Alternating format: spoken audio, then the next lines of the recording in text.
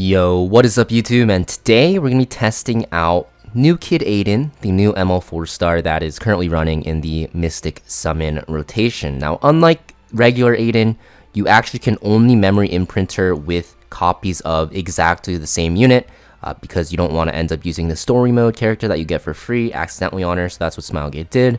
So it is a lot harder to actually memory imprint her, but luckily her memory imprint isn't, the most broken thing ever. It's not crit chance or speed, so we should be okay. So this character, I literally just pulled her. I'm going to be testing her out for you guys live, basically on this video, in some PvP to see how good she is. But, this is just my build. I don't know if it's the best, but I do have her fully maxed out, fully awakened, because she's a damage dealer. And I'm going to run her on lifesteal and penetration set. So lifesteal set because she's an evasion unit.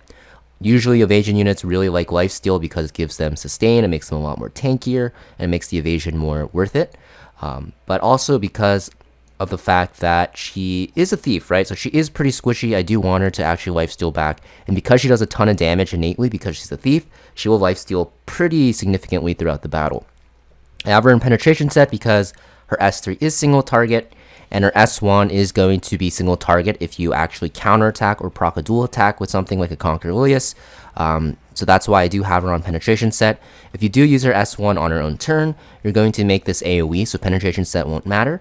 But that is where my artifact will come into play. Because she's an evasion unit on a thief, you definitely want to give her more evasion. So I did give her probably, in my opinion, the best evasion artifact for her, which is Double-Edged Crescent.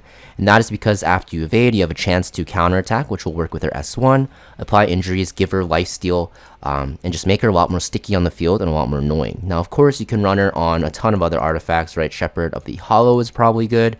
You could probably honestly run her on the 4-star one, Moonlight Dreamblade, it's fine as well. Although this one is not as good because she does already have attack buff built into her kit. So, in general, I think this is going to be the best option.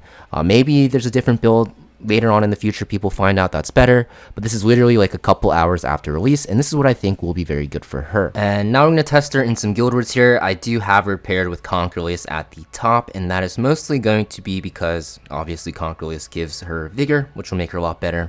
So let's actually test her out. I'll just show you the first battle. I'm not really sure how this will go. It's literally my first battle using her, but hopefully it ends up being pretty decent here. So I think at the start what I'm going to do is obviously S3, get vigor for my Adin. And then after that, a lot of things I could actually do. It looks like Adin is CR pushing, and I think that's because of her passive, right? At the end of someone's turn, when the caster is granted vigor, she gets CR. So every time someone's turn ends, even after this S3, because it's an extra turn, she will be getting vigor here. And I think what I'm going to do is actually push back the Laya. I don't get the provoke, which is fine, but I do get the pushback. And I think what I want to do is S3 the Laya here to apply injuries. So Young Senya's counterattack does less damage, and I just kind of want to see what this does. The animation looks pretty cool. So 20k, that's pretty decent, honestly. Not like a one-shot, but yeah. And that we have Double-Edged Crescent there proccing right away, which is cool. And you can see it's single target, so because it's not her turn, obviously. And I think I just put up S3, and this should push up Adin again because she had vigor, right? Then I S1 here, AoE attack. That does about 6k to everyone. This will proc the Young Senya again. But because we applied a lot of injuries, you can see that it's not really doing that much damage. Double-Edged Crescent here. Keep in mind, my Young Senya is pretty much just full health. Another Double-Edged Crescent. Oh, this looks really, really oppressive, actually. This team comp. S1. Look at the injuries already stacked. Like, this is so many injuries. Like, this is just insane. Laya's max health is cut basically in half. Let's see more damage. And then we just S1, it's AoE. Oh, it's not AoE. Oh, because she doesn't have vigor buff. Right. And this is a 16k max health Laya. Because of the injuries, this is going to do no damage. And by no damage, I mean some damage. And yeah, I think this is pretty much a wrap. But you can see that this character does pretty good against health scaling bruisers.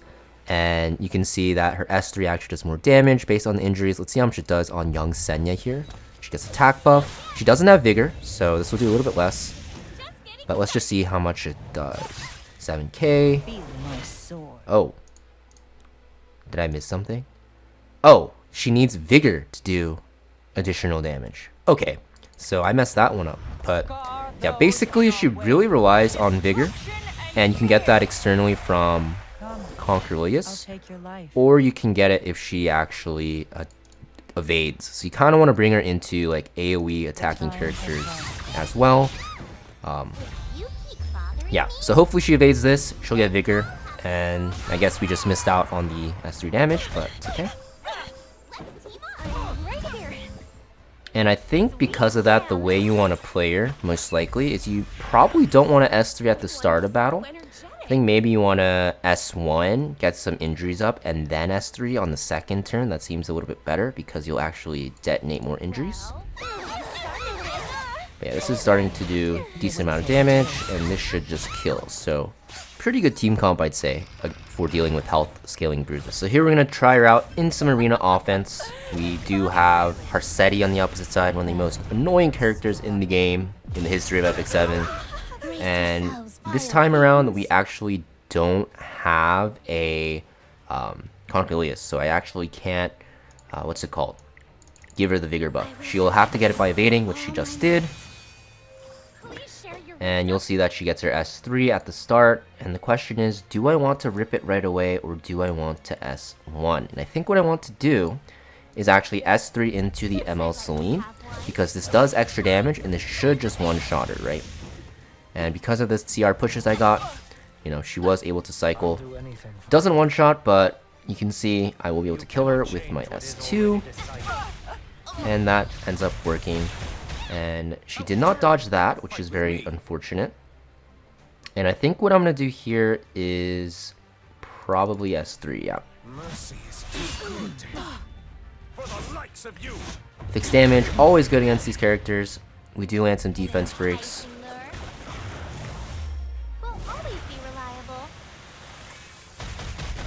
She goes into the Adin, and she dodges, very fortunately. She will get the evasion back. Or not evasion back, the vigor back. And then we can rip the S1 AoE attack. And of course, in the defense broken targets, she does a ton of damage. Just having an on-demand AoE S1 is just insane. But you do have to make sure she's evading pretty much every turn, because the vigor that she gets for herself only lasts one turn, which is very annoying, I'd say. So if I dodge here, I would get vigor again. And then I do get CR pushed after evading because she has the vigor buff. I get CR pushed again because she has that vigor buff still. So she does cycle very quick after getting this buff up. Then I can just S1 here. It's gonna miss, but still does some damage. And I think this should kill, even though it misses. And yeah, there we go. So that is another arena offense. So yeah, that's just a brief showcase of new Kid Adin. I'll probably do a more in-depth review about her later on in the future after I test her a little bit more. Like I said, I literally just pulled her and wanted to show you guys in case you were wondering how she does. Because she is hard to pull for. ML 4 stars are very awkward to pull for because you don't want to accidentally waste your pity on the Mystic Banner, and putting summons into the ML 4-star pity is really not worth it. But you can see that, you know, she seems okay. I don't think she's anything crazy. Maybe it's because I haven't been using her correctly. But the injuries is nice, and the detonation is nice as well. But, you know, she does suffer still from being very, very squishy, and because she needs to evade to activate Vigor herself, there is a lot of RNG unless you bring her with like a Concurlius. Okay, let me know in the comments down below if you guys pulled for her or if you will pull for her, and how you guys feel about this character, and I'll see you guys next video.